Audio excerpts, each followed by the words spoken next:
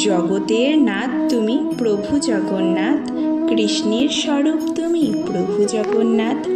প্রতি বছরের ন্যায় এবছরও জগন্নাথ দেব নিজের মন্দির ছেড়ে 8 দিনের জন্য দাদা বলরাম এবং বোন সুভদ্রার সঙ্গে মাসির বাড়ি যাচ্ছেন রথযাত্রা উদযাপন করতে। তাই আমিও বসে না থেকে হাতের কাছে একটা মাটির সরা পেয়ে তার উপরে কারুকার্য করা শুরু করে দিলাম। প্রথমেই আমি মাটির সরার উপরে বেস রং সাদা করে ফেললাম এবং সেটিকে ডাবল কোট করে ফেললাম।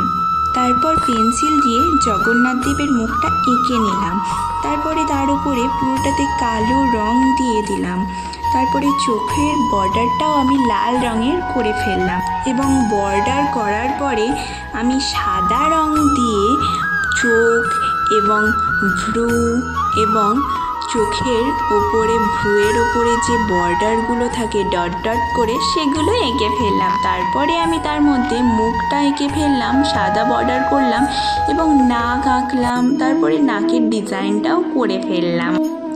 মুখটা লাল রঙের করার পরে নাক এবং মুখের ডিজাইনটা আমি শেষ করলাম। তারপরে পুরো বর্ডারটা আমি ডট ডট ডিজাইন করে ফেললাম। এরপরে প্রভুর তিলকটিকে হলুদ রং করলাম এবং আমাদের জগন্নাথ দেব তৈরি হয়ে গেল। আপনারা জানাবেন আমার আঁকা প্রভু জগন্নাথ দেবের এই মুখটি কেমন হয়েছে।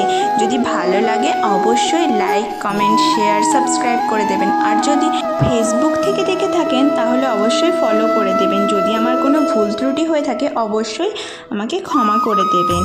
ভিডিওটি কেমন লাগলো দেখতে আমাকে জানাবেন কিন্তু কমেন্ট করে অবশ্যই। আবার দেখা হবে অন্য কোনো দিন নতুন একটা ভিডিওর সাথে। বাই।